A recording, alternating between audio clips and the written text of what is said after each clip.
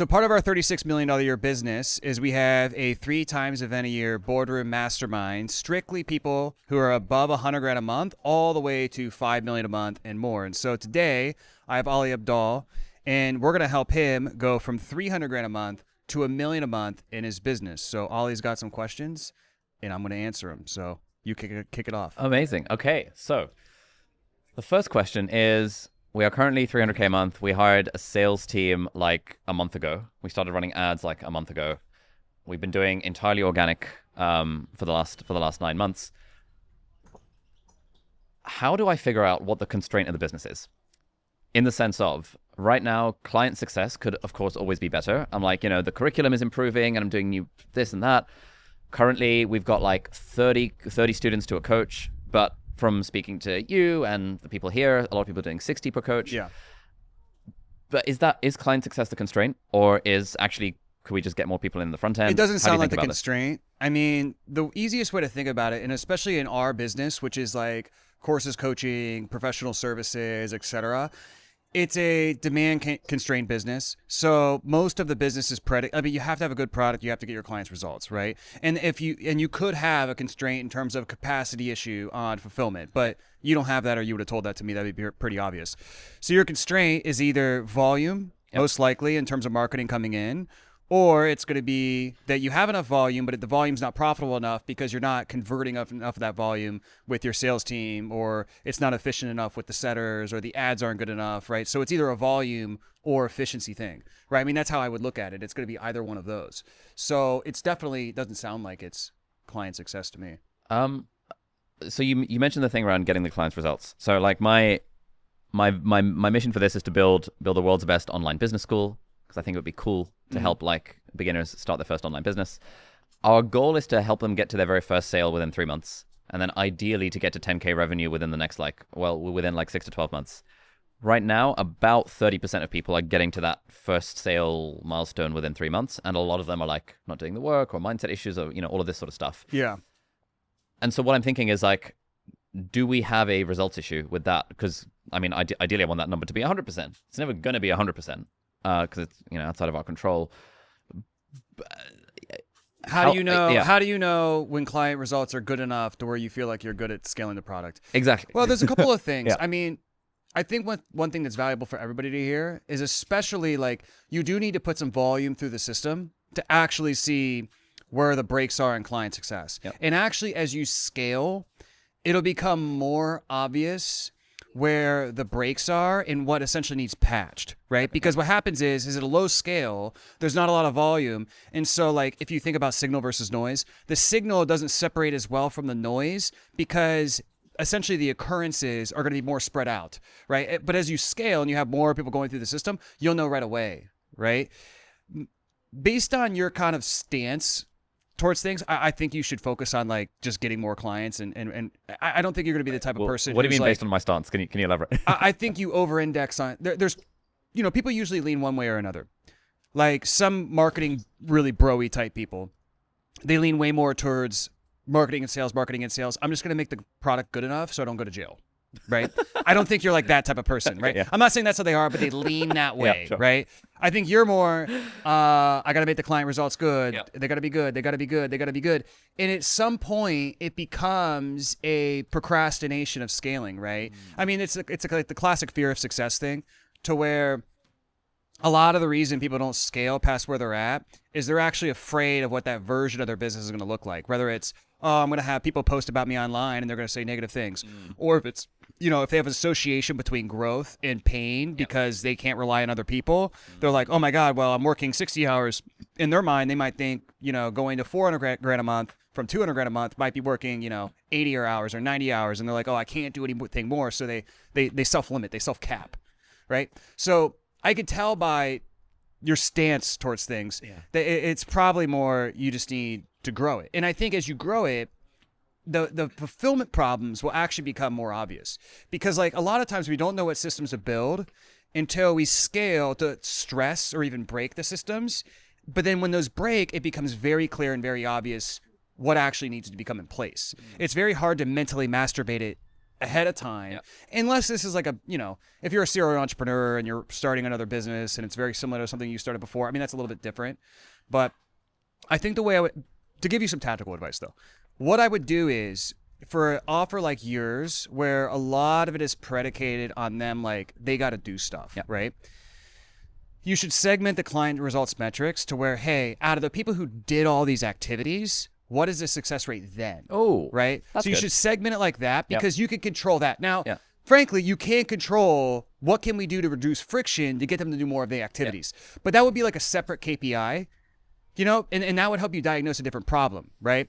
So you would think about, okay, out of the people who have like a bunch of mindset issues to where they can't even make a post or whatever it is, how do we decrease friction? And also part of decreasing friction is decreasing limiting beliefs that keep them from taking action. But if you track that into a KPI, like who even takes all the actions? Well, then okay, why aren't they taking the actions? You could do research on that. And then you can add in implementation or interventions is what I meant to say. That'll actually make that better and reduce that. Does that make sense? And then out of the people who, okay, let's say there's 4 key things they need to do to get their first client. Okay, out of the people who did those 4 key things, how many people got their first client? And then, okay, the people who didn't, why didn't they do it, right? And then the other thing to remember too is you also want to segment, like, you don't want to think about client success in a program like this as binary, first client, 0 client, because, if you think about it, to go from 0 clients to 1 client, you have to overcome mindset stuff. You have to maybe learn a little bit of marketing. You have to learn a little bit of sales to sell a client. And then you got to also be confident in your fulfillment enough to take on the client. So somebody, if you think about 0 to 1, somebody in your program might not get to 1, but they might have gotten to 3/4 of building all these skills. And they see themselves making progress and they're actually happy. But, you're like, oh my God, they didn't get their first client. They hate my guts. Right? So it's just one thing to think about too in terms of how you measure success as well. Okay, this is good stuff. Okay, so what I'm taking away from this is client success should not be binary and should not just be one non-segmented metric, because I am thinking 30% across the whole board. you have to but there's a segment load it of out, people that right? have not actually done the stuff. You got to think about it like a pipeline, right? Like there's like ad, and then after that it's like how many people got to the opt-in page, okay, how many people opted in, how many people, think about it like moving people across. I mean, literally physically you can build or have essentially a pipeline of people moving across, almost like you would like a CRM, based on where they're at. Who made their first post? Okay. And I think when you get clear, I think part of your issue is you're thinking about the metric and you're not clear on where the breakdowns are. And then so you're not even sure what the interventions are. But I would say this, there's this concept of working in parallel. So like, if you ever use Claude Code, like sometimes Claude Code will launch parallel agents, right? So if you think about that, you could do 2 things at once. Like you can make all these interventions with client success and probably increase the volume and start to scale your business. So it's not a pure theory of constraints, like only. Well, focus no, because the thing is like think about it this way: if you're gonna make an intervention, it is theory of constraints. But let me explain. If you're gonna make an intervention in client success, you could make the intervention, and then it could take 3 months to really see how that's impacting. Does that make sense? And so what are you going to do in those 3 months, right? And I think, so, we can work on multiple things at once, right? Like Elon Musk has several different companies. And I mean, I got the whole parallel, things working in parallel, that comes from the Book of Elon by Eric Jorgensen. That's where I got that. And then I thought about Claude Code. I was like, oh yeah, Claude Code, they work in parallel. So you can do 2 things at once. But yes, you do want to really focus on the constraint and know what that is, because that should be, really the priority. But you might fix the constraint and then it's like, okay, we got to wait 90 days until we know what's happening with this constraint. If you ever wanted to get my one-on-one help in terms of scaling your business, then listen up really fast. So we're taking on a few clients where I can personally one-on-one audit their business across marketing, sales, operations, fulfillment, finance, to be able to tell you what your constraint actually is, and ultimately what are the 1 to 3 things you need to do next to be able to scale working entirely one-on-one with me. So if that's interesting, there's a link in the description that'll say Cole one-on-one that you can go book. But essentially, not only will you get my personal advice, but we'll also be opening up our our entire playbooks of my $36 million a year company across marketing, sales, operations, fulfillment, finance. So you can basically model the best practices of what we've done right into your business, and it'll include the opportunity to meet in person up at an event with me. So if that's interesting, click the link in the description and now back to the video. Okay, let's take on client success a little bit, because I also have questions about sales team, marketing, like the whole shebang. On the client success front, currently we have, I think, a reasonable amount of operational complexity in that some of the stuff is on Circle, some of the stuff is on Slack. We're offering one-on-one Slack support, but we've also got like accountability squads with a group and like a coach and stuff. And there's like a lot of moving parts. One view is simple scales, complex fails, make it as simple as possible. Another view that I've heard is the business that can survive operational complexity wins. Yeah. Any well, thoughts on... both are true. Yeah. Right. So operational complexity, it is like complexity is the enemy of scale. So it does reduce your scalability. At the same time, operational complexity, if chosen correctly, is a moat against all the competition, right? So a great story about this is like when I was scaling our recruiting business, I, was big, I was like an original Sam Evans student. So, I'm big on simple. Yeah. And I had the sales recruiting offer and I was like, man, this thing will never scale because, it's too complex. It's done for you. It's going to require too many people, yada, yada, yada. Yeah. And I was like, we got to do like a coaching thing. And that's why I launched the B2C RCA offer at that time, is because I was like, that's how I'm going to scale. But then the B2B kept scaling. And I got to $500,000 a month. And I was like, oh, this is probably it. But, we'll grow it a little bit more. And maybe it'll cap out at 700. Then we got to $1 million a month. And I was like, oh, this is probably capped. This is probably all it's going to do. Then we got to 1.5. And then we got to $2 million a month with the B2B offer. And at that point, I was like, I think that I could just scale it to however big I want to scale it. But what I also realized is that, I bitched and moaned about the recruiting the entire time. Like, I fucking hate this recruiting. It's so complex. It's done for you. So certain clients get more pissed. But then I also realized, like, okay, this is also why I have like no competition, because like, look at all I had to go through to build all this stuff. Who's going to build all this stuff? Right. Anyways, what I would say to you in regarding to all your things is, I don't know why you wouldn't be on School instead of Circle, because the engagement's better in School. I found that the accountability groups for beginners, now, if you're doing it right, I'm not saying it couldn't be bad. Sometimes it can become a little bit of bitching and moaning sessions. Yeah. And then the other thing is too, is then it kind of also like, it's one of those things where it's sort of like takes away, like, it's giving them, it's confusing, right? It's giving them a confusing, where do I go for support, right? What we want to reinforce is you go to the account manager. So I'm very good with like, have a simple system. I do like the one-on-one support because it dramatically, more than anything else you do, will increase results. What are your thoughts on one-on-one calls versus one-on-one asynchronous on Slack or Voxer versus a bit of both? Yeah, we do. Yeah. Well, I recommend, even when I did B2C, I recommend one-on-one calls plus one-on-one Slack. So that's what I did. Why? Well, the one-on-one Slacks to be able to get immediate support for questions, to review documents, because not everything has to be a call. Yeah, true. Right? Like if we're overviewing an offer, it could be just like, okay, we got to revise this offer. We could just do it over Slack. I could send you a Loom, whatever.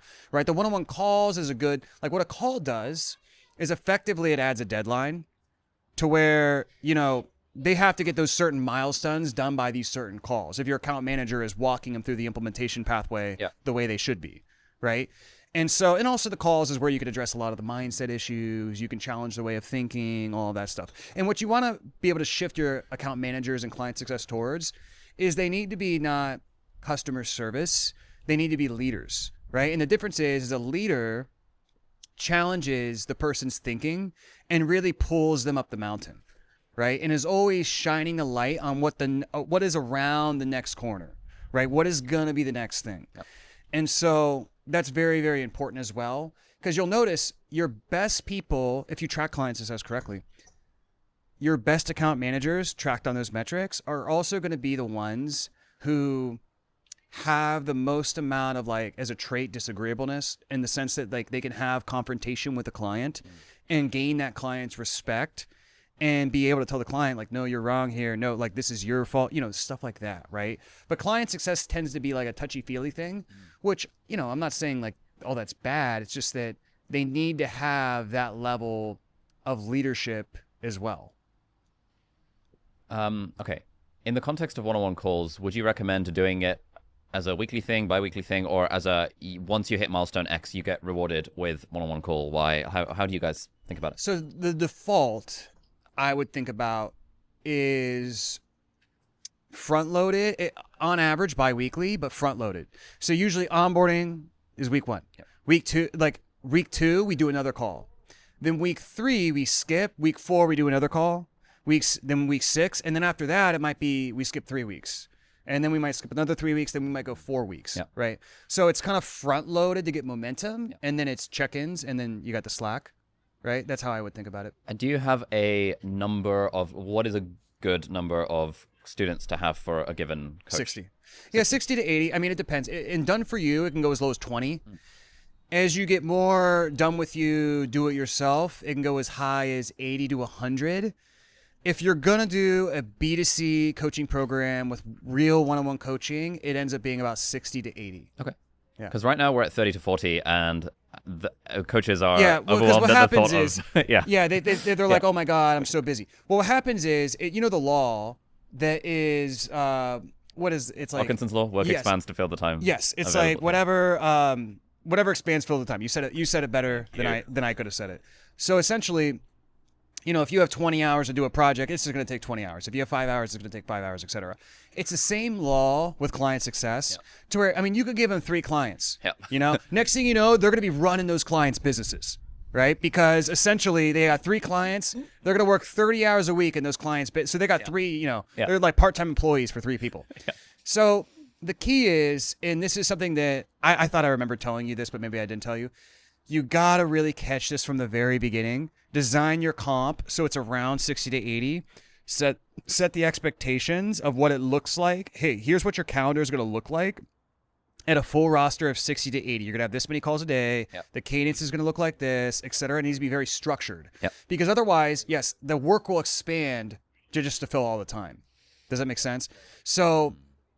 So you're showing them what the calendar will look like, because Well, and the other thing is too is you got to think like if you have, let's say it's an 8-week program for simplicity, and between that 8 weeks you have 6 calls, right?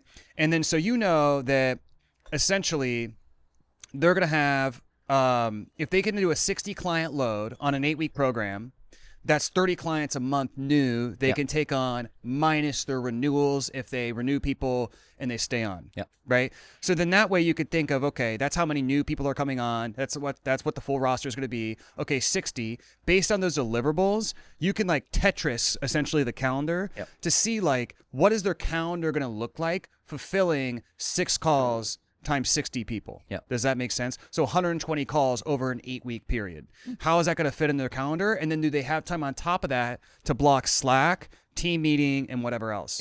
So you could just reverse engineer it based on calendar. Does that make sense? It's the same type of thinking that, you know, if you're running group sessions at a gym or one-on-one, like if you're trying to fill your gym's calendar for all your trainers, it's like the same type of thinking. You know, if you're trying to fill the seats in a med spa, same type of thinking. Does it make sense?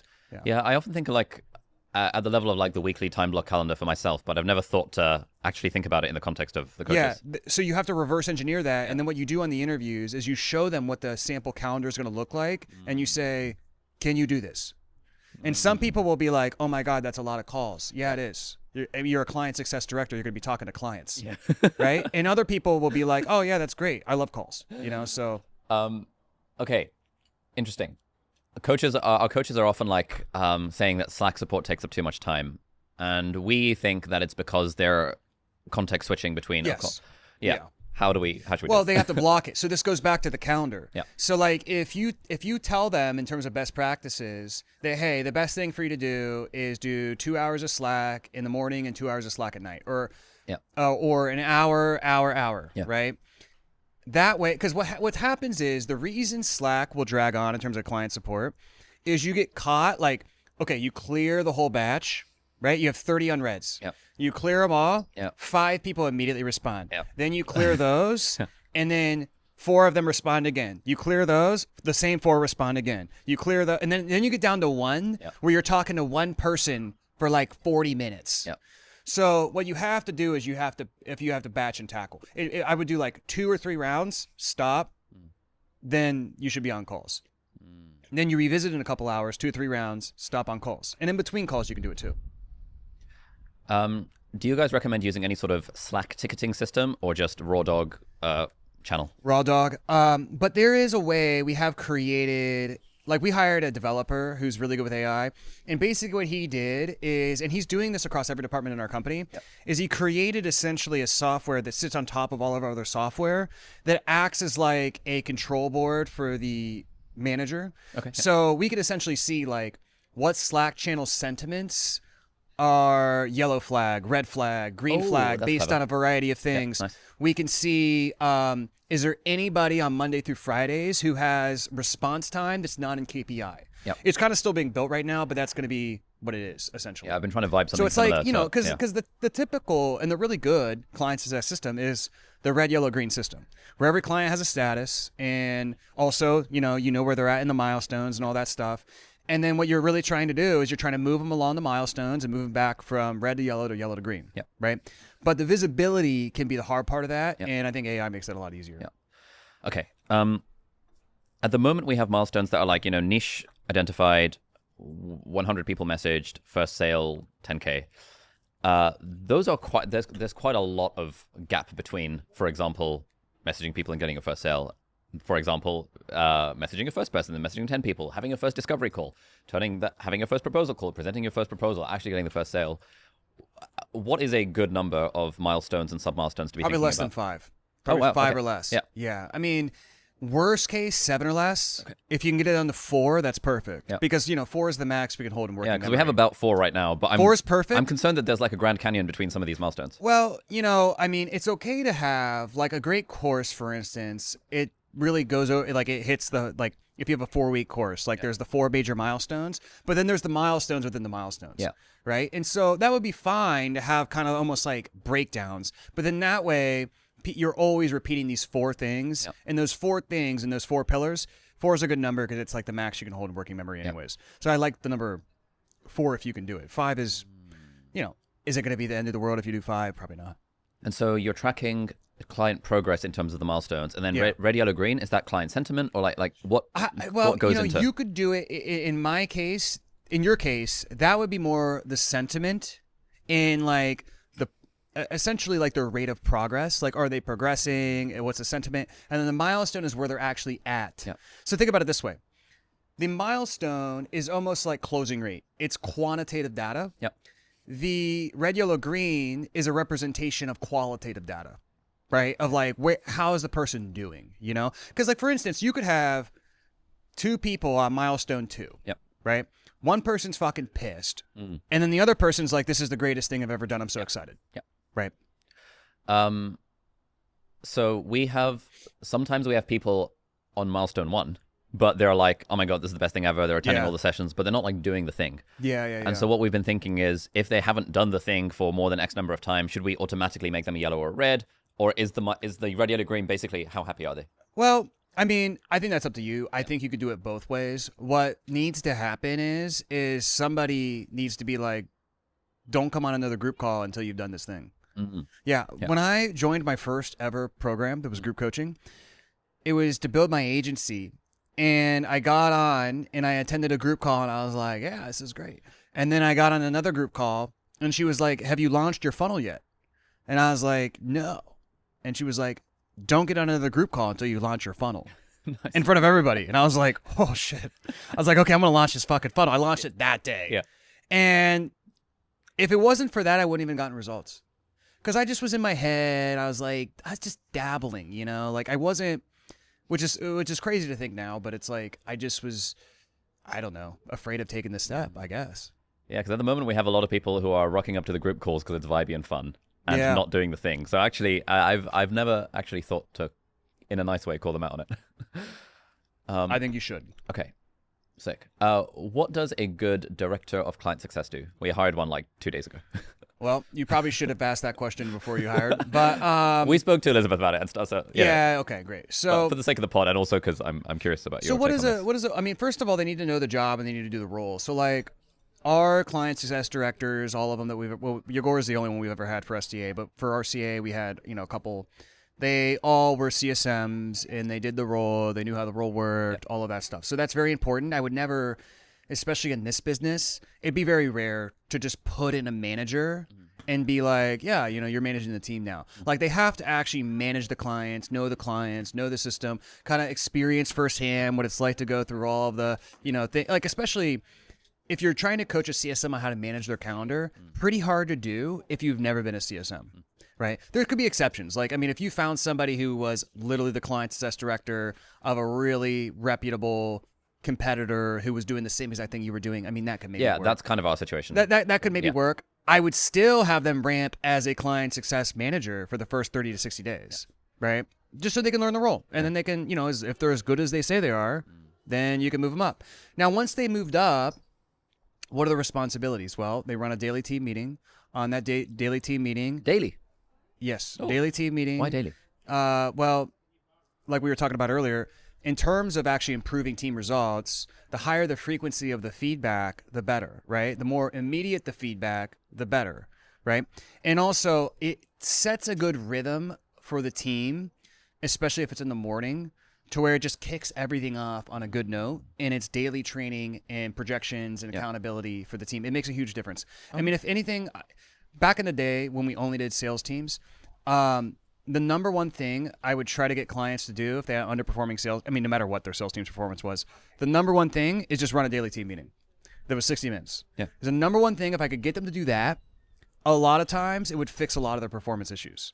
But, they were running once a week. I feel like it's more of a standard now, but back when I started, it was actually rare people did a daily meeting, weirdly. To me, it's weird. So you run a daily meeting. Okay, sorry. Daily meeting, multiple time zones. How do you juggle? Well, you got to find a time zone that works for everybody. And then you can't hire people that can't make the meeting. Got it. Yeah. So, and some people will stay up and they'll change their calendar or whatever. And then you got to assess, does that make sense? Or are they going to be able to really do this job long term? Yep. They say they are, but, I would only, if somebody's like, okay, I'm going to have to work nights to work here. Oh, but it's fine. I would make sure they've worked nights before. Because, you might get somebody who's good, but they're 4 weeks in, and then they're like, yeah, this isn't for me. Like, I can't work nights. And it's like, well, you shouldn't have taken the role. But they didn't know. So you don't want them to test that out for you. And so the daily meeting has everyone, or at some point do you split it into two pods of different No, people? I mean, it's going to have all the client success directors. I mean, you might split into pods at a certain point, but I think you're pretty far from that. Okay, like we got 7 coaches and one. That's enough. Okay, yeah, that's enough. And I mean, your coaches need more people too, so you need to increase capacity. But yeah, you have the daily meeting. Yep. You would do wins in the beginning, then we do projections, which is based on. For you, it's going to be if they do renewals, they're going to be projecting renewals or referrals. But then also you're going to be walking through how many clients they have in every stage. Right? In terms of milestones. Yes. Oh, nice. Yeah, so that would be the next thing. And then you would do some sort of training, whether that's a call review, whether that's common situations or questions that are brought up, something along those lines. That's how I would run it. Yeah, so we hired our sales team like a month ago, and for a long time I was resistant to it because I heard you talk about daily sales meetings. And I was like, who's got time for that? But the sales meeting is really fun. Yeah, I it's mean, like, you get don't to hang out judge with it. the boys. And if you run the meeting correctly, it is fun. Like when I started my company, I had a lot of people in the very beginning, and maybe people still say this, but I remember them saying like, oh, I used to hate meetings, but I like the meetings in this company. They're fun, And so I enjoy it. I still hop on meetings because it makes me feel better. I feel like I know what's going on. Okay. Even though I don't need to. Sticking on client success for now. I mean, renewals is a metric, NPS is a metric. There's all sorts of metrics in terms of clients reaching particular milestones. Yeah. We could come up with a list of 15 different metrics. Do you have a sense of what are the ones that matter? Well, renewals, referrals, or testimonials, those are good. Yep. But if I had to come up with just a couple for you, it would be probably renewals, because only happy people pay more. Yep. And then 1 or 2 major client success milestones would probably work. Okay. Yeah. So like the first sale milestone, for But example. I would keep it below whatever. 3. Yeah. I wouldn't have more than 3. Okay. And then these 3 are being reported on the daily meeting or in the weekly leadership meetings? Like what's the... Well, here's the other thing I was going to say. So in the beginning phases, you might already be past this, but in the beginning phases, what I used to do is we'd hop on the client success meeting and I would just pull up the client list and I just go down every single person. Where's this person at? What are they doing? Where's this person at? What are they doing? And similar to projections, like if you don't know where the client's at and where they are, what they should be doing, you get yelled at, right? So I would go down every single person and just check. And that was kind of like my inner control freak because I was giving away one-on-one fulfillment for the first time. And then what I did is eventually you're like, okay, well, if I do that, I'm literally going to only get through, 20% of the roster on this meeting. Yep. So then what you can do is you can either do that on one-on-ones, or what we did is we had everybody send a Loom video report of where all their clients are at and why. Yep. And they would have to do detailed notes in Asana at the end of each week. We might still do this. And we started doing this as well. Yeah, that's very effective. Okay, so in terms of where the client is at, there's red, yellow, green, there's the milestone. The bit we struggle with is the what should they do next sort of thing. And like, why aren't they doing the thing? And sometimes it's like mindset, which I don't like as an explanation because I feel like anything can be called a mindset issue. And it's like... Why is the client not progressing? Yeah. Yeah. You should just have the account manager give them a call. You can do this on the meeting. And then just be like, hey, Ali wants to know why you're not progressing. It'll work. Yeah. It'll work. Especially like, hey, he specifically asked about you in this meeting and he wants to know why you're still here. Yeah. Is there anything we need to do to help? Or are you like caught up in your own mindset or what's going on? Yeah. Yeah. And so you need to put more pressure on people. Like it should be like a little bit of a pressure. This is what they want, even though they might not say it. But in fact, I call it the drag them up the mountain mentality. Yeah. It's like, look, you bought. So now my reputation's on the line to make you freaking succeed. So even if you don't want to succeed, I'm going to make you fucking succeed. Right? It's like that mentality. And that's how I think about it too. Cause I'm like, I'm not going to wait for you to just go through and see what you do and don't do. They're like, no, I'm going to push you up there and make you stay. Right? Cause it's like, I feel like it's my reputation on the line if they don't succeed, no matter what. Right? I don't like that. Yeah. So what? Okay, so if you're looking at your like client success CRM or whatever, you've got red, yellow, green, you've got the milestones. What sort of stuff would your CSMs be writing in the next action or whatever thing? Well, it's where are they now? Yeah. What's going on? And then what would be the next step? That's always what we did. And then obviously now, you would have all the Fathom kind of summaries in there. And I'm sure you could do a bunch of cool stuff with AI with it in terms of like summarizing kind of the client journey and all those things. I don't know if that answers your question. It does to an extent, but it's like in terms of the next step, like in our case, is the next step they're sending 10 DMs this week, or is it they're going to try and book their first sales call, or well, it depends on where they they're need at to the get over their milestone. mindset issue, or like, yeah. Yeah, it's the next step of what the account manager is going to do with the client. That's how I would do it. What they're going to do with the client. Yeah. So if they need to send 10 DMs, it's like, okay, make sure they're doing it. Or if they're not doing it, it's like, get on with them and be able to see, okay, do I need to sit with you and send 10 DMs together? Okay, that's good. So it's like, yeah, the account manager. What are they doing next? Rather than what the client is supposed to be. Because what are they doing next for this client? Oh, fine. Okay. That is very different to what we're currently doing, and that would be super helpful. Yeah. Because often in that list, it's like, client has a mindset issue. It's like, okay, but what are we doing about it? Yeah, what are you doing? Yeah. Right? And I recommend, too, it may help to have a professional mindset coach. You pay per session. Yep. Do you have this? Two of our coaches are professional mindset coaches and former therapists. Okay. Clients absolutely love them. They've so many more ones they're booked really out. great when you get good ones. Yeah.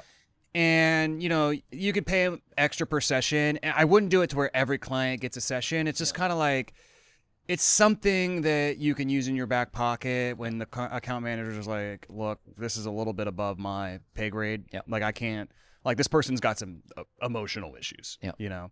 But people will, the nice thing about having that is people will say the investment was worth it for that a lot of times. Because especially, like, the issue with, like, mindset and therapy is it only works to the extent in which something can be addressed real time. So it's very hard to go in cold and be like, yeah, I need to work on my mindset. But if like somebody can't send DMs and it's obviously like an emotional block, and then they go see a coach that's good, they can have a huge impact, right? Sick. Hey, if the way you sell your product or service is through phone sales, you need to stop using booking systems like OneSub, Calendly, iClose, and other booking systems that aren't designed specifically for a phone sales approach or a phone sales team. So we at Saleskick just launched a new calendar and booking system that'll decrease your cost per book call because it's conversion rate optimized specifically for call funnels, whereas most other calendar systems are meant for corporate all-purpose booking, and it'll increase your show rate. So we've had clients see 30 to 100% increases in their show rate because our calendar system is specifically designed for call funnels and other funnels that are high volume sales call booking funnels. And the software does so much more. It's really the only product designed specifically for sales teams with inbound booking systems. So if you're interested, go to saleskick.com, check it out. Now back to the video. What are your thoughts on... Okay, so currently I'm spending ages on the curriculum and like the zero to first sale roadmap. And we did a V1 of it for the first few batches of clients, got data from it, realized, okay, people are struggling with X and Y. Okay, therefore we need to update the curriculum with this sort of stuff. I've noticed within STA, you only do some of the trainings. You have experts doing the rest of the trainings. What are your thoughts on me doing curriculum stuff versus bringing in an expert to do some of it versus, yeah. Well, I mean, it just really depends. Like, I generally try to do everything that I can do, unless it's like a tutorial, like here's how to set up GHL. Yeah. I'm not, I don't need to do that. But I try to do generally everything. Now, if it's something to where I feel like, man, it's like I could do it, but I'd be like kind of plagiarizing this other person's. I just ask the other person, hey, like, can you just do this? Yep. Because like I think your stuff's the best anyways. I don't have a unique take on it. So that's how I think about it. But I mean, in mine, I would say 90% of the stuff is me, So does that answer your question? Yes. Yeah. Okay, that's good to know. I don't think about it too hard. I mean, the more, I will say, the more it can just be you, the better, because you'll have an idea of the product better than anybody else, and you'll know where everything fits in. Yep. And you can tie it back to like you could be doing a training on, YouTube ads or whatever, and you're like, you get to this one point, but then you're like, and we should have covered this back here, so make sure you did this. Nobody else is going to get that. Yep. And you've probably been through programs too where it's like a poo-poo platter of like a million different people. Yep. And it's like not like you're not learning a cohesive system. Yep. Right? I like it. Couple more questions on client success. Any thoughts on... I'm currently feeling the siren's call of building our own custom student platform with a developer and stuff, and not using Circle, and because we can integrate our own AI tools and all of this sort of thing. Yeah, I think Any that's just thoughts? more client success, masturbation, procrastination. I don't think you really need, and the thing is that I don't even think you have enough clients to know what to build. You'll have a lot better idea of what to build when you have enough of your clients. I would really recommend school because the engagement's way better, and that is more valuable to the student than Circle because you can brand it the way you want to. I'm very biased as the first investor, but I'm pitching. Nice. Okay, the reason I don't like school is because it looks a bit janky and it has slightly make money online scammy bro vibes. Well, they tried to change. They tried to. Yeah. They tried to change that. That's why they stopped the school games. Oh, okay. Yeah. Okay, fine. Yeah. I would say. I mean, it's very like a lot of the people on there. They're making pottery. There's a whole new school is actually allowed for an entirely different type of information marketer, creator, course seller, whatever, to exist. Like you couldn't, sell a course on pottery high ticket with a sales call with ads because you got to basically do high ticket to make ads work now. So I think it's opened up the market in a lot of ways. I don't feel like it has that brand anymore. I mean, I personally don't. And I mean, in terms of the design, it's very simple, but it's intuitive, which makes it easier for client engagement. But we can move on. I mean, Okay. I don't have to convince you. Nice. Okay, when it comes to helping a total beginner get to their very first high-ticket client for, let's say, coaching, consulting, or a service, at the moment, the way that 95% of our students are getting it is through warm outreach. It's messaging everyone they know and saying, hey, do you happen to know anyone who needs whatever? Great. Are there any magic bullets that I'm missing in terms of helping? Sometimes people are like, they've literally run out of warm outreach and no one they know knows anyone who's in their ICP or even vaguely related to their ICP, which then I think is a niche issue and that we should broaden out a little bit, etc. But then there's content. I know you guys have the stuff around the short form funnel. Yeah, I wouldn't recommend doing that for your clients if they're beginners. Yeah. Well, I mean, I also think, you're more the YouTube guy, but a lot of people can, you can post a video and get 200 views, and you can get book calls off of that, right? Like, so I think YouTube is a really good way. Instagram for some other people can be a good way. The other thing to think about is when they're designing, like you said, the niche and the offer, you also like, you'll have people who they're like, oh, I just want to make money. And then like, I think I have this idea and I'm going to do this thing where I'm helping painters. And you're like, okay, why are you doing that? And they're like, well, I ChatGPT'd it and it said painters is a good market, blah, blah, blah, blah. And then you find out that they're like a, retired financial advisor and they went through all this burnout and then they had to do all this stuff to be able to like help them overcome their burnout and blah, blah, blah, blah. And then after they did that, they made way more money. And it's like their whole network's financial advisors. And you're like, dude, why don't you just do that? And they're like, oh, I didn't think it'd be good, because the novel idea to them seems better than the obvious one because of dopamine. So oftentimes one of the most effective things you can do for offer creation is just have them tell their story, but you have to do it on Zoom. Because if you have them write it out, what'll happen is they'll skip over the part that's really good. Because like they'll be telling their story and then they'll just say something and you're like, whoa. Like, what was that? And that's usually the thing. But they skip over it a lot of times because they don't see the value in it. But a lot of times, like your real value to them is you seeing the value where they don't see it. It happens all the time. Like, and it happens in different contexts. So like when I look at people's VSLs, when they write VSLs, I like it when the client writes a VSL, even though if it's like 1 out of 10, it's like terrible. Because I'll be reading it and I'll be like, okay, this is bad. And then I'll get like all the way at the end of the page, on page 3. And I'll be like, I'll read one line and I'll be like, oh my God, this is the whole thing. Yeah. The whole thing is this one line. Yep. It's like I found the big idea. Yep. So, but I could only get that by extracting it out of their brain. But if you really listen to their stories, a lot of times you'll find stuff in there. So kind of like a niche discovery Zoom interview with a coach rather than... and I think the coaches, when they get good, they'll kind of know like, is this offer legit? Is this not? Who's this person's network? And they'll find stuff that fits because they're going to see a couple steps ahead. And they're going to be like, all right, like this is a crazy offer. Like, I don't know how you're going to find anybody for this, but you could do this. And I know you have people in your network who would do this. Nice. Thoughts on 1 call close versus 2 call close for a total beginner? It's almost all 1 call close, but that doesn't mean that certain calls won't go to follow up. So the default shouldn't be a 2 call close process. Okay. It should be a 1 call close, but then there's times where it should go to a follow up. If they got to run it by their wife, they got to, it's a real one, run it by their wife. Like it's a huge investment. They have a shared account. Like, okay, obviously that's got to work. Wait, sorry, I meant for the clients, not for us. Oh. Yeah. If you got some real noobs, it's fine to have them start with like a 15-minute warm up triage thing and then go to the real call. So that's a good way to like. I find that helps beginners get decent close rates. Opposed to like the cold 1 call close. So in that context, I'm fine with it. It's better to graduate to a 1 call close. Great, yeah. Initially, we were teaching the 1 call close, and we found that that was the point where everyone was absolutely crumbling. And so we changed it to like, you know what? You don't even need an offer. You just need to listen to them in the discovery call, then go away, put together a proposal, and then the second call is where you're presenting a custom personalized proposal, and that has skyrocketed. It's really because it slows it down for the beginners. It does, yeah. And then they can get on the call and they don't have to like do it on the fly, and then they can graduate to 1 call close after they've had 10 sales or 20 sales or whatever. Nice. Okay, I think that is all the questions I had around client success. Anything you would say from? It's pretty comprehensive. I think you nailed it. I think we nailed CS. Yeah, nice. Okay, how can it be? Okay, somewhat adjacent to CS is how do you think about org design in terms of?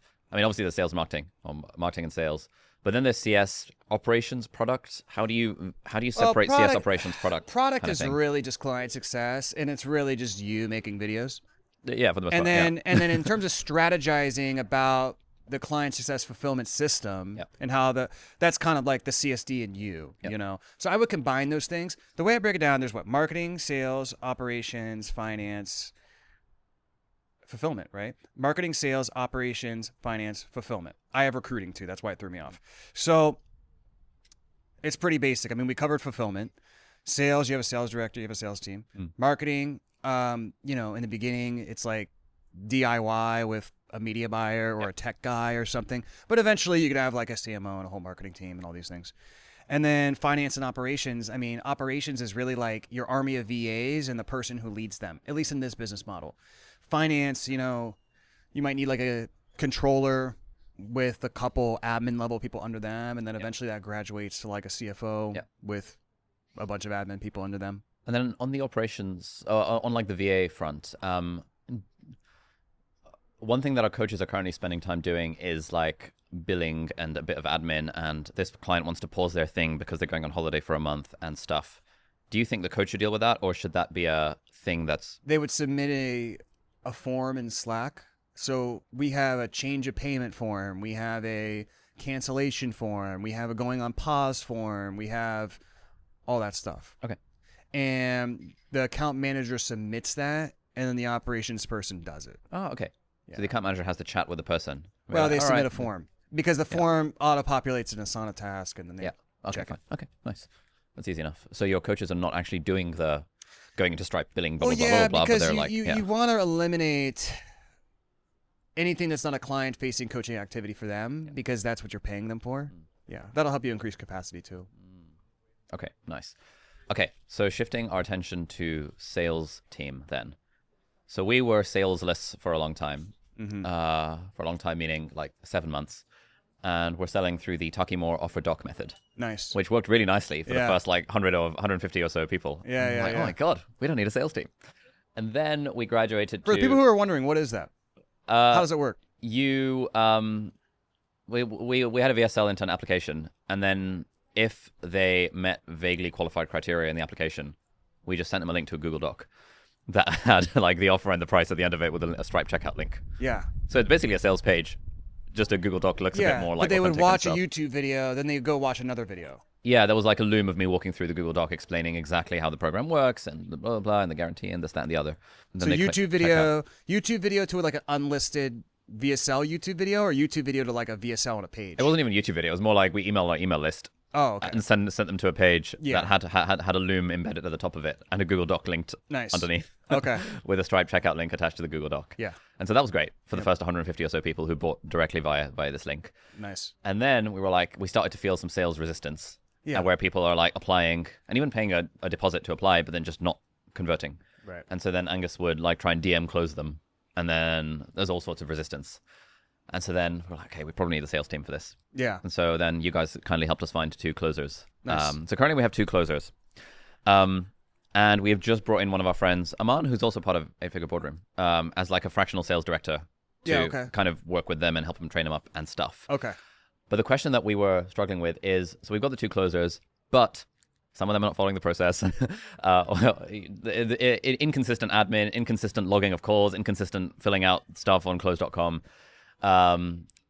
And none of us had the capacity to review the calls and stuff like that. So we're like, do we need a sales manager or sales director? I was like, how do you think about... Well, the number one thing people need is a sales admin person who can just also probably be part of your existing operations team. Yeah.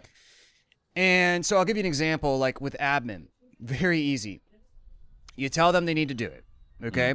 Then publicly on the meeting the next morning, anybody who didn't do admin the day before, it's like the admin person's there and it's like, hey, John didn't do his admin. Then you, as the person on the meeting, is like, hey, we already talked about why you need to do your admin and that you need to do it every day. Why did you not do it?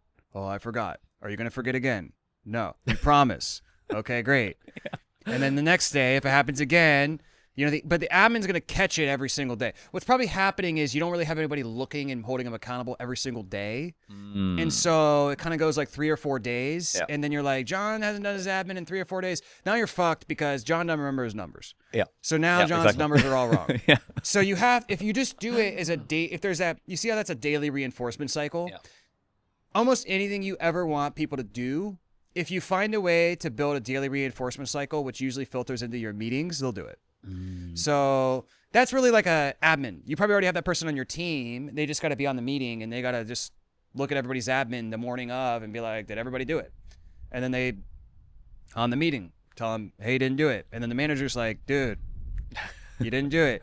And I mean, at a certain point, if you have somebody who's like, won't do it. You know, it's like you've asked them 3 times in 3 days, and it's like, look, dude, the next time you're gonna get a penalty to where we're gonna have to implement a system where if you miss like 3 times in a row, it's 5% off your paycheck or whatever. I don't know. You don't get any closes of that day. So I never had to do that, but you could. Okay. I'm not a big fan of like punishment as a consequence to. But it sounds like actually behavioral that's reinforcement. the daily reinforcement of the. Yeah, I mean, behavior. when you do it like that, it's never an issue. Yeah. Okay. Yeah, I think we're being a bit too gentle-handed with it and letting it slide for way too long. Yeah, so there's that. I mean, you don't really need a sales director right now. If you're like, you know what, I don't really want to manage the sales team, and I found this guy and he can do it. I mean, you know, it's not the end of the world. You could do it. Especially with organic, you're not going to need like a crazy assassin level sales team like if you were running ads. So you could definitely get away with that. Where was I going to go with that? In terms of, I mean, you should be doing a call review every single day. In terms of them following the process. In the daily meeting. Yeah. So like looking at a random call or they're Wins, projections, that's first 20 minutes. The last 40 minutes is call review. Okay. Yeah. So Where you're just opening up Grain or Fathom and actually watching through? Or so what you want to do is you want to look at their end-of-day reports. That's where they list everybody they've spoken with. Yeah. What happened? Like, who were they? What happened? What was the next step? Yeah. About 3 to 4 sentences.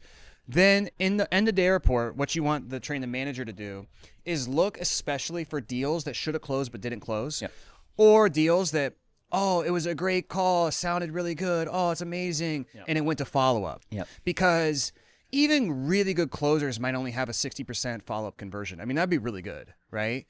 And so those calls that were really good, I mean, we know it's baseline 60%, if that.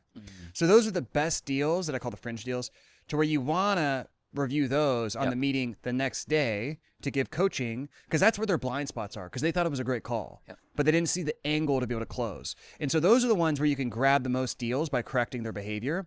The other thing you can do is, since they have a follow-up coming up, you can strategize on how to handle that follow-up. So it gets you kind of deals in both ways. Does that make sense? Okay. So 20 minutes, wins So and that's a big projections, thing. 40 minutes call And review. then the other thing is, too, is if they're not following the process, there needs to be a very clear like calls they can watch in training of what the process is, because sales reps learn through modeling. So they need like 10 calls that are perfect to the T, badass calls. They can just watch, you know, you or whoever do a call perfect to the T. And then that way they have a clear idea of what the process is. Because a lot of times, if they're not following the process, I mean, that's like I talked about in the event, I just let them go. But we have a very strong, if you go through my training, you should know what the process is. I mean, the training itself is like 50 hours. So it's like, you should know what it is. But the other reason, I mean, some people just don't have a clear process to begin with. I don't think we have a clear process. So like, you need to make it very simple, where you're like, hey, dude, what's really easy, watch this call, just script everything I do out by hand on a Google Doc, right? Watch this call, just copy this. If you show up on the call and you just say and basically do all the same shit I'm doing, you're good. Right? Because like when you have the training right and you hire the right person and they go through the training the right way, the impression you should get watching the first call is like, dang, that guy sounds like me. That's what you should get. If you don't get that, you know, hopefully you're close. Okay. Otherwise, you maybe just let them go. But you need stronger training, and you need what I call a baseline, right? There's not enough baseline. Like the sort of the model of what good looks like for this. Yes. So just remember, sales reps win. Sales reps learn, I mean, everybody learns, but sales especially, through observational reinforcement. So what that means is that if you ever read The Inner Game of Tennis, it talks a lot about this. They will learn like if you have a video that overviews the script, that's good. I'm not saying you shouldn't have that, but it won't really like it's good to have. It just is not going to be super effective for them to show the behavior that you want them to show. If you have 20 perfect calls of you doing the process perfectly, that's way more impactful, because they learn way better by observing, mimicking, and copying, and then innovating later with their own personality than they do through like watching a instructional video. Does that make sense? Like you'll find this as like your best closers who know what they're doing if you hire them. They'll like just devour and script out by hand your calls, right? And then you'll be like, damn, like they'll use a phrase that you're like, fuck, that phrase is not even in the training, but like they heard, I remember saying that phrase on a call and they use that phrase on a call. Like that's what you're going for. So in my case, the last time I did a sales call was back in like 9 months ago when I was selling the very first cohort, where the offer was very different and I didn't really have my own script. And I'd never really done sales calls before. So sounds fun. Sounds like a fun thing to start doing. Yeah. So you have two options. I'm probably not the model. Well, you have two options. Your fractional guy, either they need to do it or you need to do it. The good news is, you know, it probably take you a week to come up with a couple of calls that can act as that baseline. Yeah. Right? It usually is so not I going to just take calls myself long. for like a week and try and figure out. Yeah, that or this other person. Yeah. You know, I mean, somebody needs to do it. Yeah. And the thing is, I mean, it sucks because you're like, oh, you know, I got to be a sales guy for a week.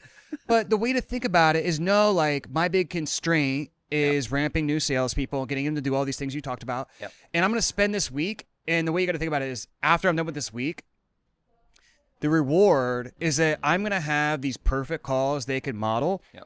And my entire sales ramping will extend from there after this week. Yep. If you think about your reinforcement and your reward is that, it'll seem a lot more productive than like, oh, why the fuck am I taking these calls? Cole fucking told me to do this. You know, you'll be like, oh, fuck it. Why am I in this fucking program? I need to go back to Taki's thing and just do the doc, you know?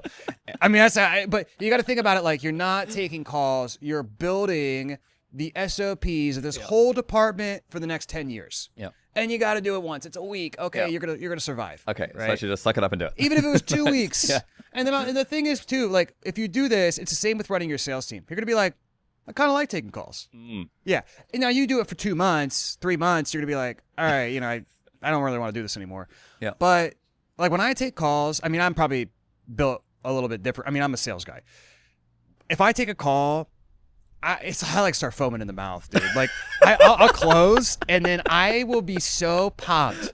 I'll go outside and I mean I'm running like almost a $40 million company, and I'll like go outside of my room and be like, babe, I just closed a fucking call. You know, like I still get super excited, like I did way back in the day when I mean I get probably more excited than when I was a full time. You know, I was a full time sales rep. I'm like, yeah, I closed a call. That's what I should be doing. Now I get on a call. I'm like, yeah, fucking close this call. Still got let's go. Yeah. I'm like getting into a 3-point stance, like fucking, you know, about to shoulder somebody, you know, throw my body weight around.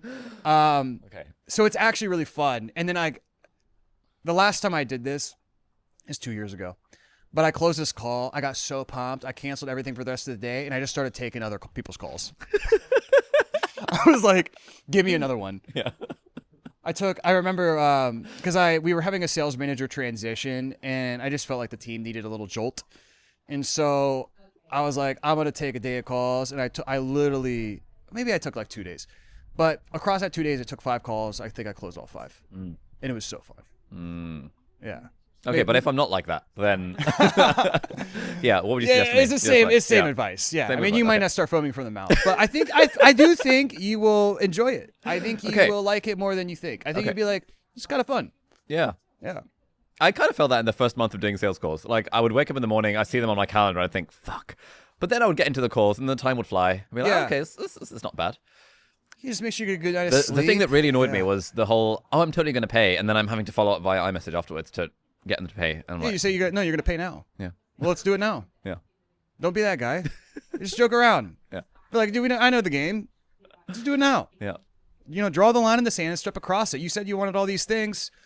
Let's get all these things right. Let's take the first step right now. I'm here with you. Let's do it. Okay. You just got to have fun. If you have fun with it, Yeah. you can apply a lot more pressure.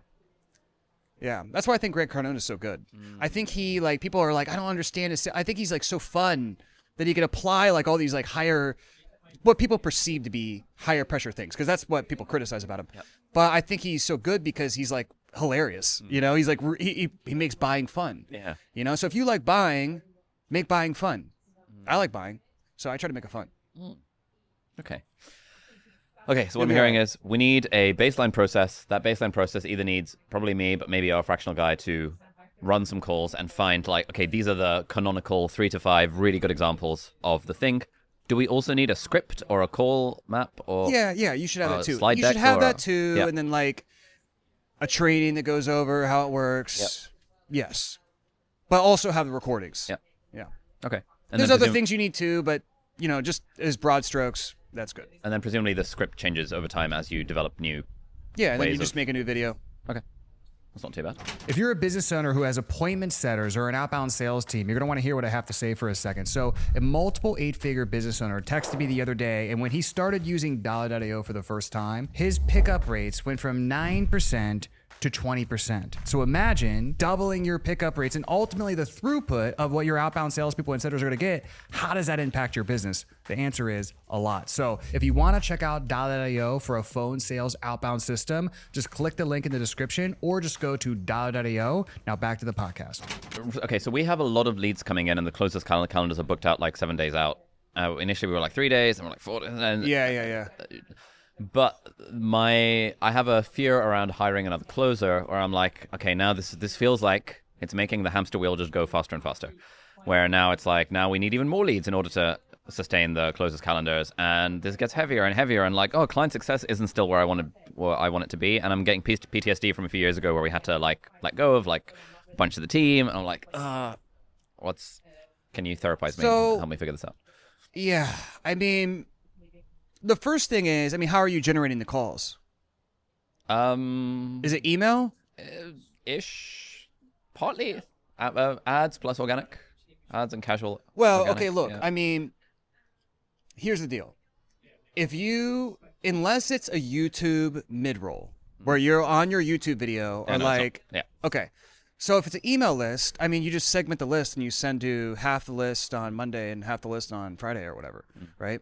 So if it's email, you segment it down. If it's ads, you just turn it down. And then you can just have closers booked out for 2 days.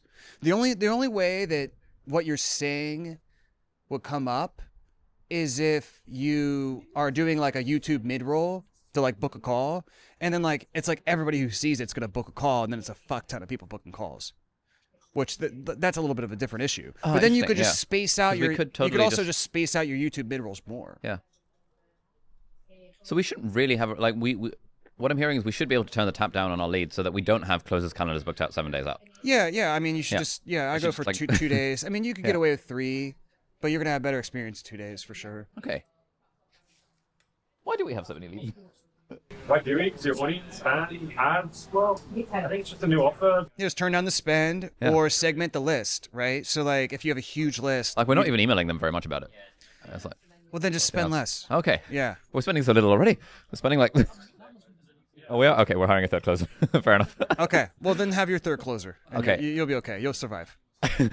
At what point do we think? How many closers then warrant a sales manager or whatever? And should we? About Yeah. 6. About 6. Okay, so we've Yeah. got headroom. I wouldn't, if you really found the right candidate, I wouldn't be like mad if you did it at 4 to 5. Yeah. But usually 6 is a good number for founders to stop doing it themselves. Yeah. But if you find like, man, this is the perfect dude at like 4 or 5, I'd hire him. Hell, if you even found the perfect guy at 3, Yeah. if it's truly the perfect person and you have the money to do it, then Yeah. you could hire him. But a lot of people like it works better when you have a little bit of a bigger team. You might find somebody internally that you promote or whatever. What's the deal around promoting a good closer to manager versus bringing in an external manager? Well, both can work. If you bring in an external one, even if it's in secret, right? Because some of them get weird about it. I don't care if it's in secret, whatever. Have them take some calls because they have to know your process, your leads. Yep. They'll say I don't need to do it. Okay, yeah. Why don't you need to do it? Because I'm so good. Okay, if you're so good, just do it. Yep. Do not deviate on that. I'm fucking telling you. Okay. Believe me, so many managers, they are not good, but they think they're good. And you have them take calls and you'll be like, how the fuck did you think you were a manager? Yep. Right? So for the love of God, just have them take some calls. And if they're as good as they say they are and they close fucking, if you give them 20 leads and they close 8 in the first week, okay, you're the manager now. Right? Like if you're as good as you say you are, then you'll be manager after week 2. But they have to learn the product, your brand, the leads, maybe there could be exceptions where you could get away with it, but even the people you could get away with it with, whatever, they can take calls for a week or 2 weeks. If they're as good as they say they are, they should be able to do it. Promoting internally, I really like that if you have the right person. And the bonus of that is obviously they're going to know all those things. You're going to know they perform. But what they have to have is like executive presence and essentially like you'll be able to know this. It's hard to define this into like observable behavior, but you'll know it. If you can imagine them running a meeting, like you should be able to kind of get an idea of like, can this person run a meeting, command attention, command authority? Can they hold other people accountable? Do they have to have an even higher degree of disagreeableness than even a good rep, because they have to be able to hold people accountable publicly, right? And at the same time, they can't have like lone wolf disagreeableness. They have to have like very good team energy as well. I don't know if that makes sense. Yeah, that makes sense. Okay.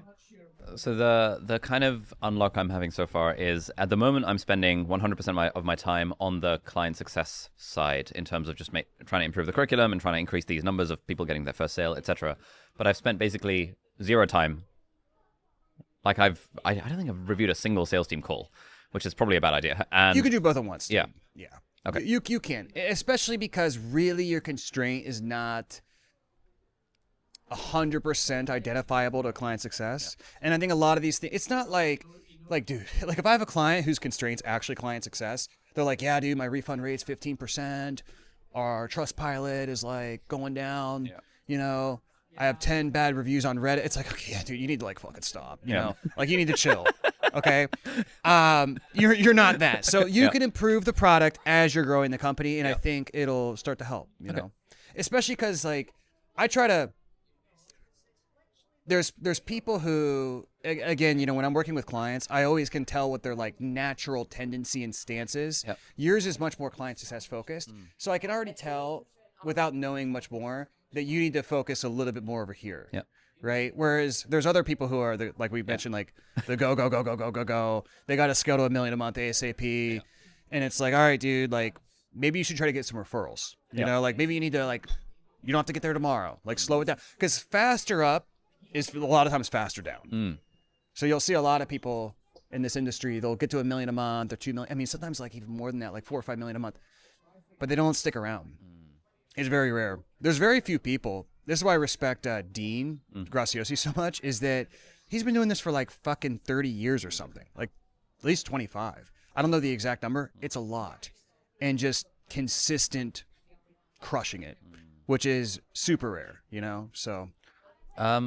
Is there a sweet spot in terms of how fast to scale? Like move fast and break things versus go slow to go fast kind of vibes? Yeah, I mean, there is definitely a sweet spot. How would I define what it is? I mean, I think you can scale. I think you definitely need to scale faster. But for generally how I'd recommend it to most people is you can scale as hard and as fast as long as your client results remain relatively intact. The reason I say relatively is like you're going to have a chargeback and your client success manager who's new is going to fuck up a client. Like that's going to happen. Like we scaled super fast. I mean, we scaled from $100,000 a month to 2.5 million a month. And in what sort of 12 months. Oh shit. Nice. And I don't think we like crazy dropped any balls, but obviously we had new recruiters, we had new client success. So like, was there people who should have gotten results who didn't? Yeah, for sure. And if we would have went slower, we could have mitigated that a little bit more, but it wasn't like devastatingly bad or anything. So yeah, I don't have a formula for how fast should you scale. For you, I know it's faster than you're scaling. Yeah. Okay. That's good to know. Yeah. But I think for most people, it's like as long as the client success remains relatively sturdy and the clients are getting results and those metrics aren't like, if you're tracking those metrics and they're staying within KPI, then I think you can scale. Yeah. How do you define the KPI for these metrics? Do you just make it up or? What, for the client success ones or what? Yeah. Well, I mean, KPIs are essentially proxy metrics. Proxy metrics are used to essentially assess because the quality of your business is the quality of what's happening on the front lines. That's defined as all the client-facing aspects of your business, right? Okay. So a proxy metric is a metric that is used, which is like a KPI, to try to best describe what's actually happening. Okay, yep. Right? And so I just think about it from that standpoint, and then I just make stuff up, Like I just think about, like I was never a big rule follower. I like knowing the meta of any industry or system, or like when I learned YouTube this year, like I first learned all like the principles and everything, but then I had to find my own way to do it. I kind of had to like break some rules to get it to work. And so, I mean, I just kind of like, what is going to be the most useful proxy metric to set up and make for this? But then the thing about proxy metrics is that, what happens is over optimization of proxy metrics ends up reducing company quality. So the famous story about this is Jeff Bezos' podcast with Lex Friedman. I don't know if you ever watched that. Yes. Yeah. Where he talks about like how their proxy metric for customer success answer time or whatever was like 5 minutes. But then he had all this like gut feeling and this feedback that it's like not 5 minutes. So he just picks up the phone, or no, it was like 30 seconds. It was supposed to be like 30 seconds. He picks up the phone and then waits 15 minutes. And he's like, okay, like this proxy metric isn't working. Because a lot of times what happen is people will over-optimize proxy metrics, sometimes change how it's actually being tracked, or all sorts of stuff that is in good intention, but it's nefarious, and then it essentially backfires. Yep. Like companies, in order to reduce MQL costs, which is basically qualified marketing application cost, companies will sometimes change the way they define an MQL in order to lower the cost. Yep. They didn't really change anything. They just lowered the quality of the business. Does that make sense? It's a common example. Okay. I'll give you another one. Yeah, please. This is why I never optimize my closers on close rate. Oh, okay. Because yeah. what you could do as a closer, and I know this because I did this as a closer, not in my peak when I was really good, but like in the beginning days, I would do this when I was a little bit more beginner, is if I could manipulate my close rate by, let's say the prospect is kind of like not a good quality prospect, and the first 2 minutes of the call, they're like, I don't even know if I should have this call. You'd end the call and mark it a no-show. A ton of closers will do that, right? The other thing is too, is if you calculate their close rate on offer to close, they'll withhold offers on people they don't think are going to close because it makes their close rate look higher. Yep. Right. So that's a good way. It's another example of like, you got to be careful with your proxy metrics. Yeah. So what do you look at if not close rate? I guess you look at close rate, but like what are your key?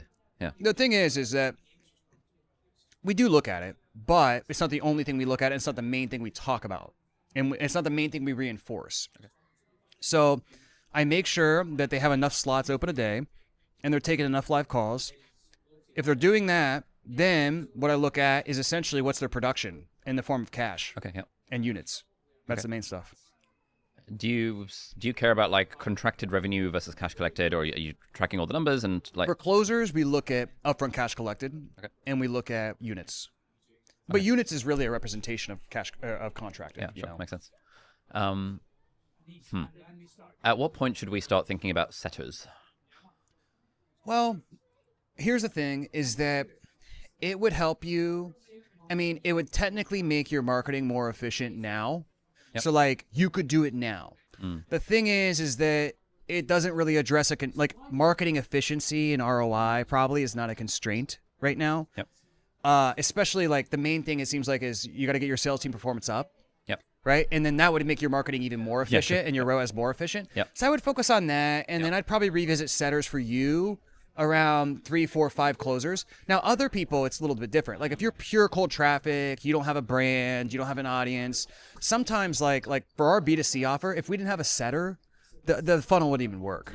So for a lot of people who are doing cold traffic, you need extra volume from the setter to be able to make the metrics work in the first place. Yep. Does that make sense? Yeah, totally. So for a lot of people, it's like you hire a setter usually right with your first or second closer. Yep.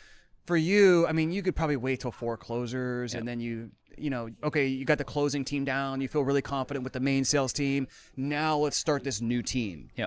Right. But for now, I don't think it's worth the extra department, essentially, that it'd be adding. So we currently have a 16% qualification rate on our type form. We use your leads 1, 2, 3, 4 score thing. So a 3 and a 4 is 16%. The other 84% is a 1 or a 2. Right. And currently 1s and 2s just sit in the CRM doing absolutely nothing. Should we be getting a setter to triage call the 2s?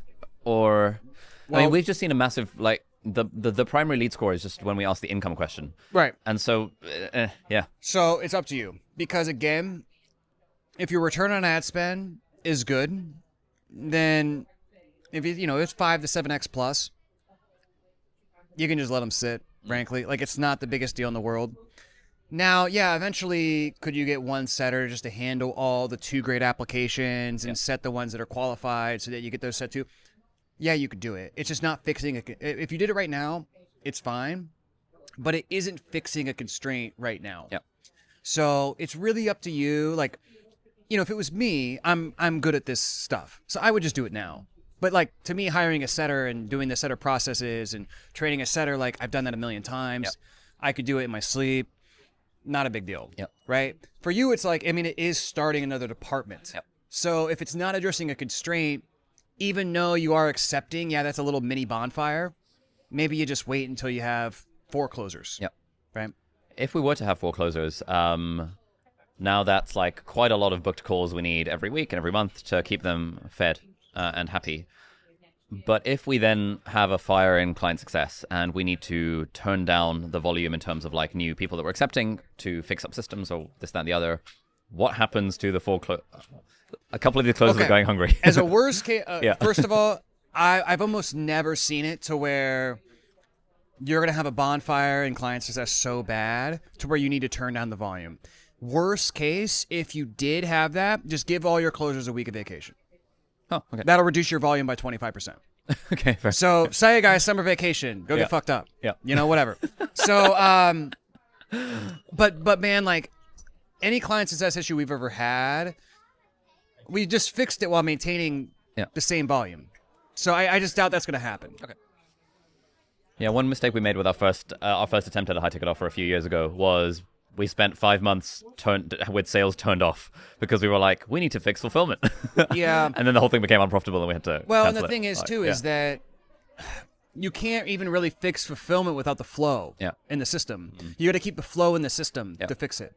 Okay. So I shouldn't be afraid of hiring a 3rd closer and a 4th closer because currently I'm like, ugh.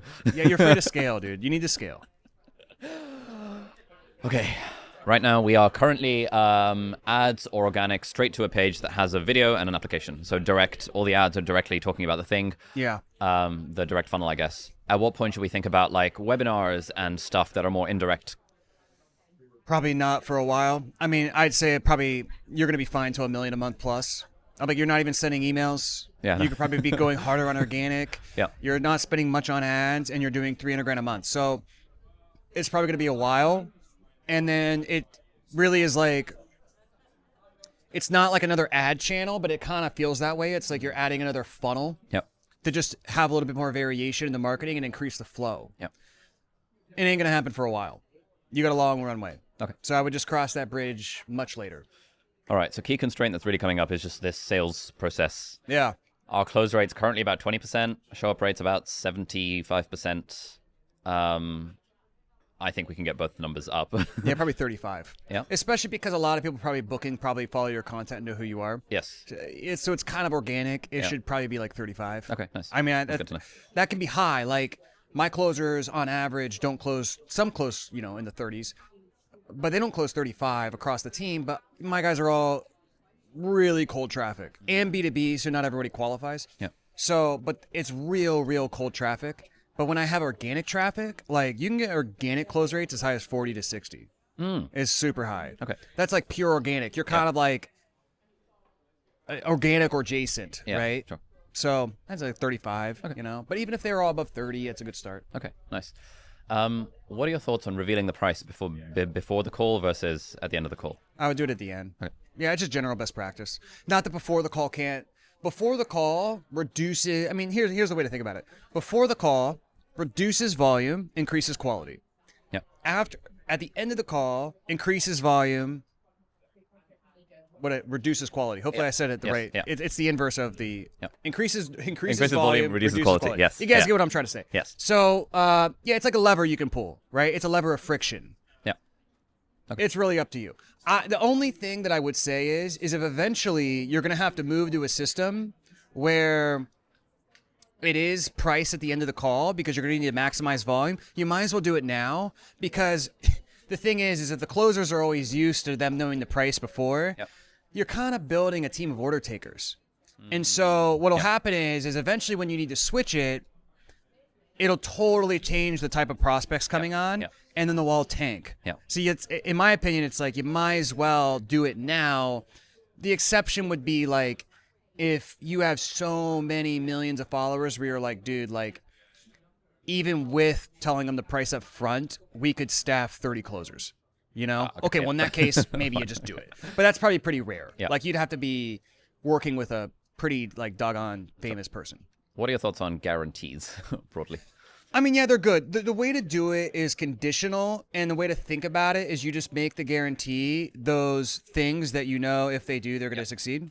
Yeah, so you just align the interest that way. A guarantee is really used in marketing to make your ad stand out and try to book more calls. Is it effective in the sales process? Yeah, but not really. Like, it doesn't matter that much in the actual sales process. Okay, interesting. The way I like to use it in the sales process is if you have somebody right at the line, there's a conditional guarantee they can pull out to nudge them across the edge. To where it's like, hey, if I'm willing to do this for you, to where I set this guarantee in place, would you move forward right now? That's the most effective way to use it in sales is like an objection handle when they're kind of right on the edge and it's like they're scared. But if you're talking about the guarantee in your ads and stuff anyway... Well, then you're kind of stuck. Okay, fine. Yeah, you're kind of stuck. The interesting thing about the guarantee is that you could state it in your ads and state the qualifications of how they need to qualify. Like, you need to be at... I know it wouldn't be for you, but like you could say, hey, you need to be at $10K a month to qualify for this guarantee. You'll get tons of people. Even if you state it plainly, you'll just get everything.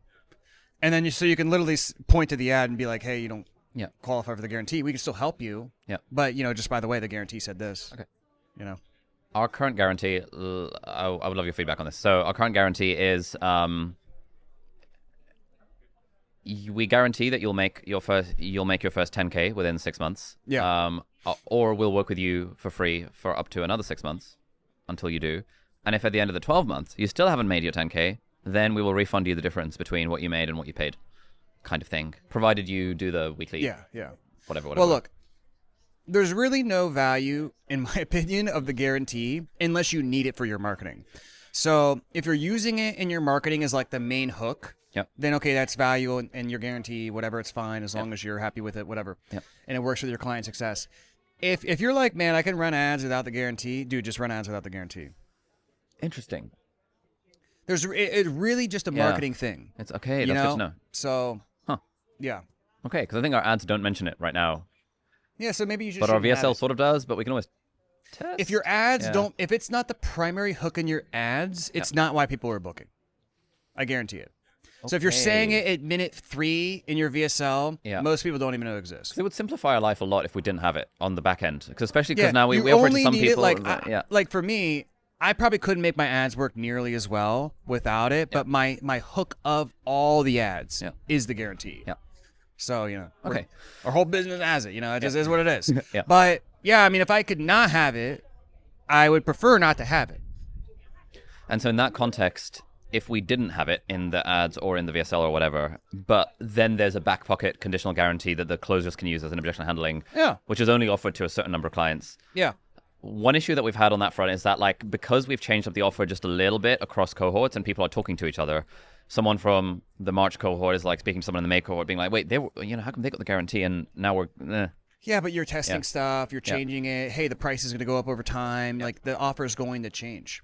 And also, like, that's why I don't like the accountability groups as much. I just like them working with a coach. I mean, the community is nice, but that's more of like the school, whatever your community thing is in school or circle or whatever, and the group calls, Okay.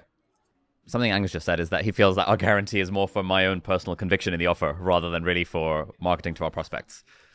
I think that's kind of silly. I mean, dude, I think your conviction in the offer should be independent of having a guarantee or not. I mean,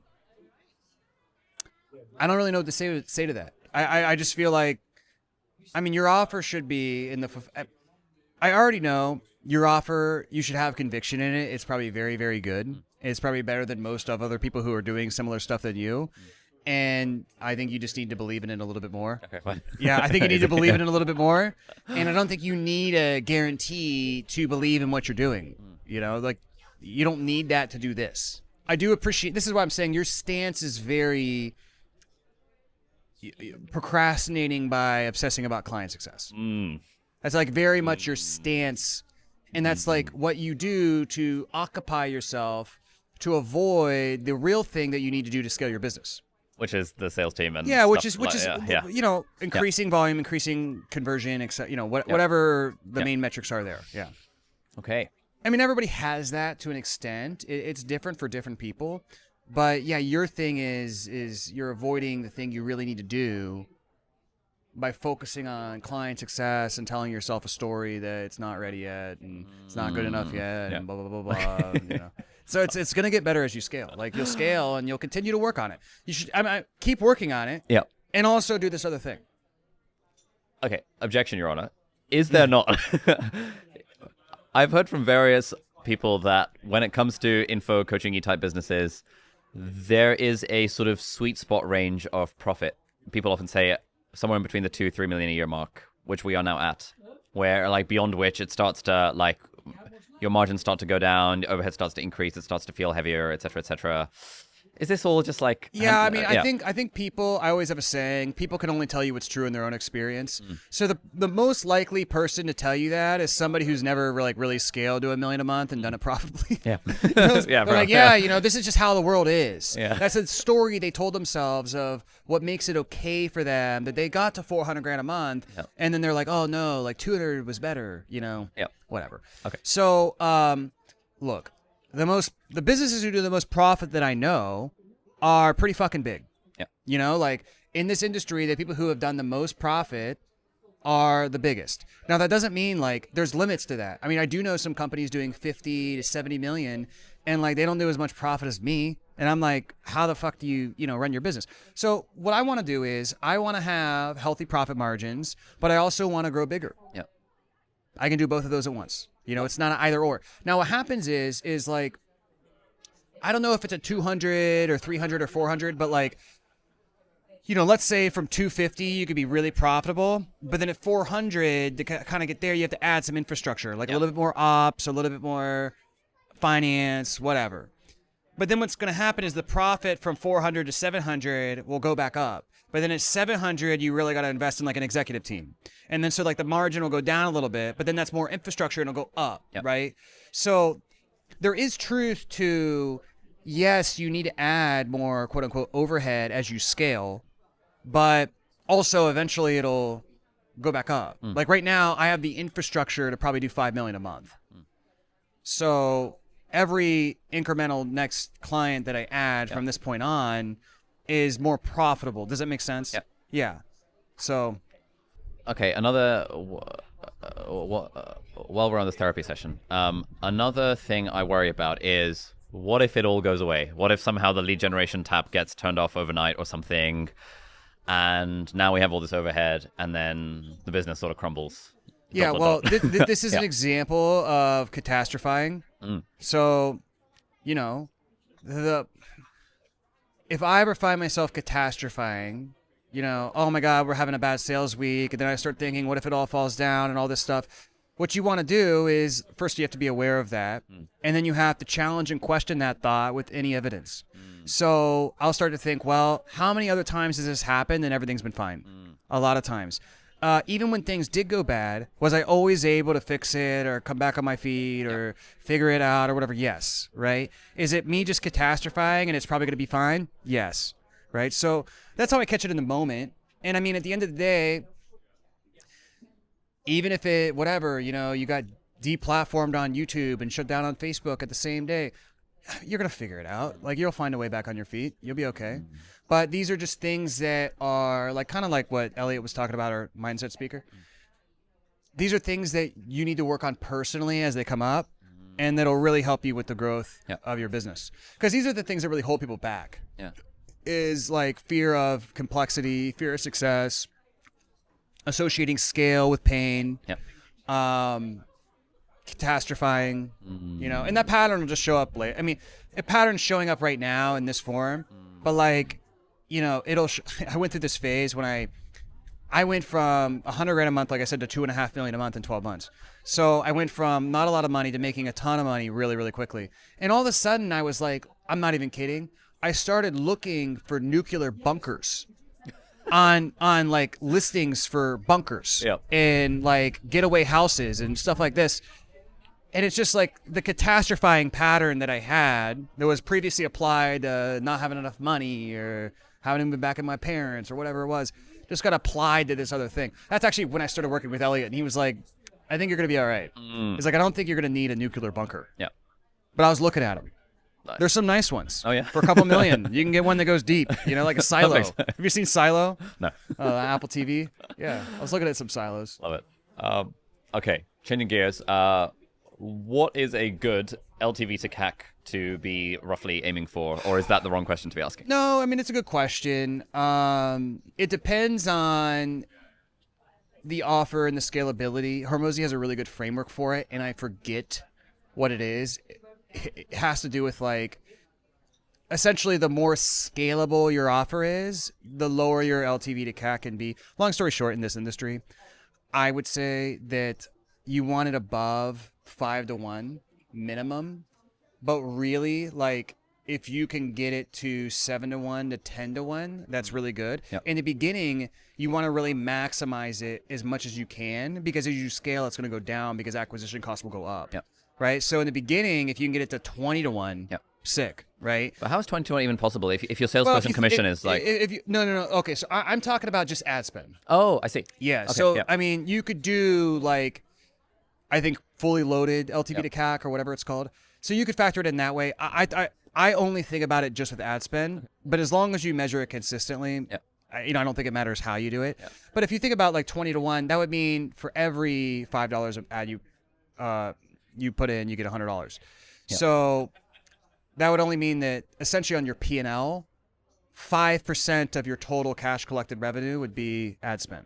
Got it. Right? So if you collected $100,000, you spent $5, which is doable if you think about, okay, let's say, because 20-to-1 sounds like a lot, but if you think about, okay, I spent $5,000 and then front end brought in 50, but back end brought in another 50, that's pretty possible. Like if we really profit maximized right now instead of like trying to scale, we would be at like 10-to-1, but that's because we have a big back end. I mean, 50% of our revenue is back end, I know you. So, a front end cash collected.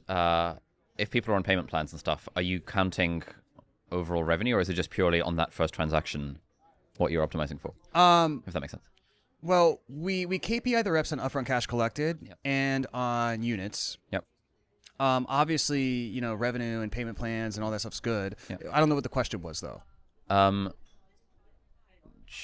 Okay. The question is, when we're looking at the profitability of our ads and looking at our like ROAS and like our ROAS, should we do it on the basis of the cash collected on that first transaction, or on contracted revenue, or on theoretical lifetime value? Yeah. Of the, So if you're looking at front end just specifically, Yeah. I like to say 5 to 7x. Yep. On contracted, if not more, hopefully On contracted, more. okay, yeah, hopefully more, because 5 to 7x is even,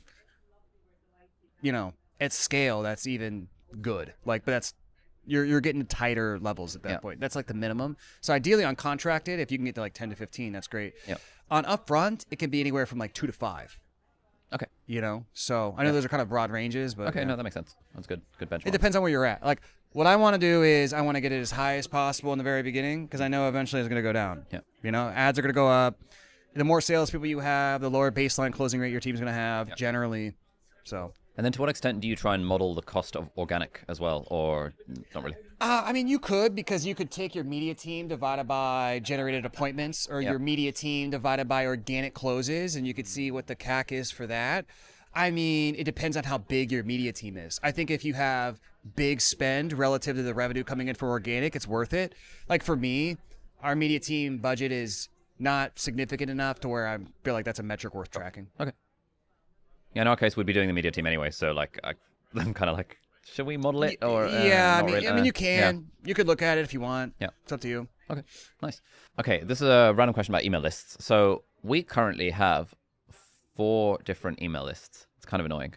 We have Life Notes, which is my personal newsletter. It's got like 350,000 people on it. We have like a Productive Notes, which is just like a weekly productivity one that we still send. We have a Creator Notes because we used to, still do sell a YouTube course. And then we have a Freedom Notes one, which is now for this new business product thing.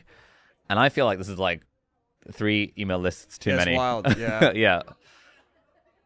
The Creator Notes has 150,000 on it. Productive Notes has 150,000 on it. Freedom Notes has like 40,000, but that's by far our highest conversion into the thing. Yeah.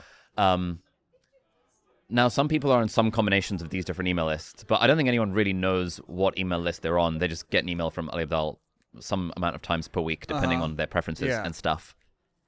Any thoughts on? Well, I mean, ideally, you probably want one list in an ideal perfect world, right? Help me. So, I mean, the thing that I would think about is what was the expectation of people getting on this list? And then based on the content they've been receiving, what is the future expectation of like what they're going to get on the list, what you're going to email them, and so on and so forth, right?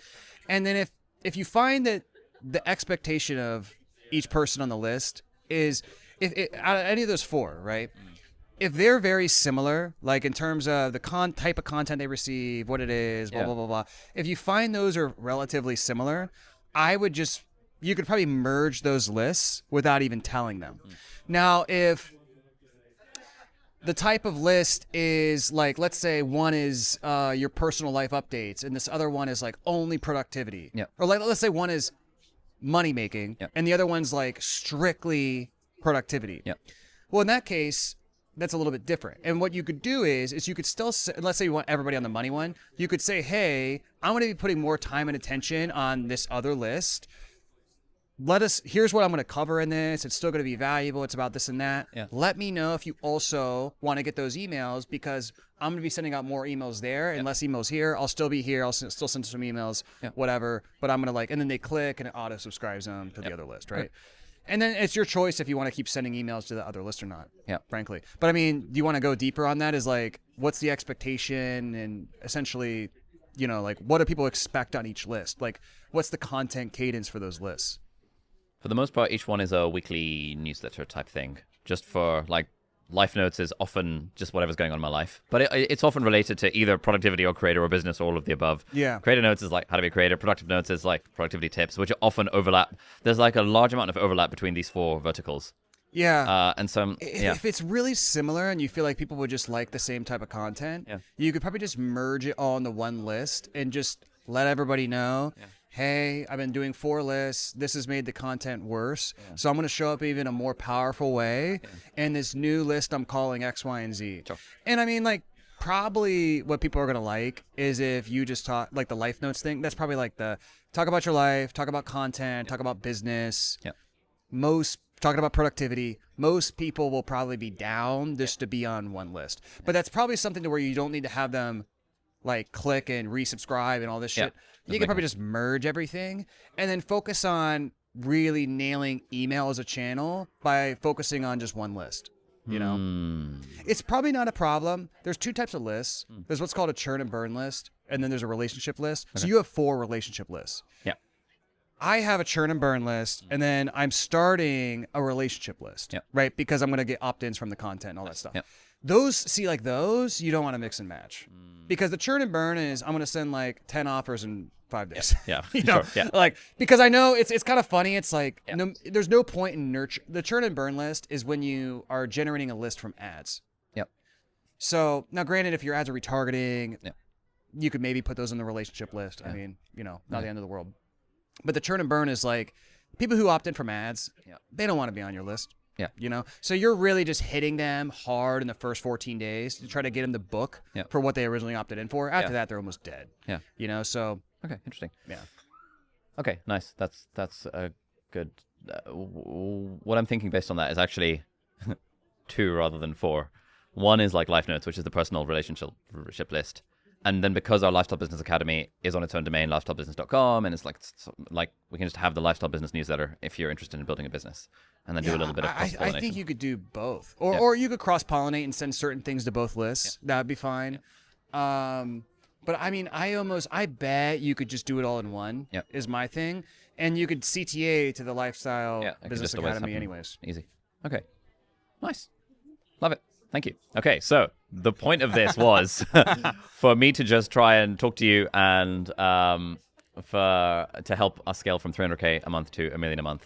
Yeah. Overall, we've been chatting for a couple of hours now, and we've spoken on Zoom on and off over the last year, and we've been working with you guys. What do you see well, for the number us are one the key thing things to focus on? is don't procrastinate with perfectionism and client success as a way to keep you from doing what you should be doing. Yep. That's by far the number one thing, because that's a pattern that's going to reoccur beyond just the tactics. Yep. And then in terms of the tactics, we talked about the client success KPIs, client success structure, milestones, all stuff like that. And then I think the main thing is focusing on your sales team and doing all the things that we talked about there, turning down your ad spend a little bit until you're ready to hire, or no, I guess you're hiring a third person. So keeping the ad spend where it's at, and you should be good, dude. Easy. Million a month.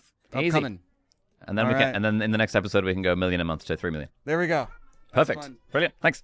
If you enjoyed this podcast, you're also probably going to like this podcast I also did recently that you can check out by clicking the screen right here.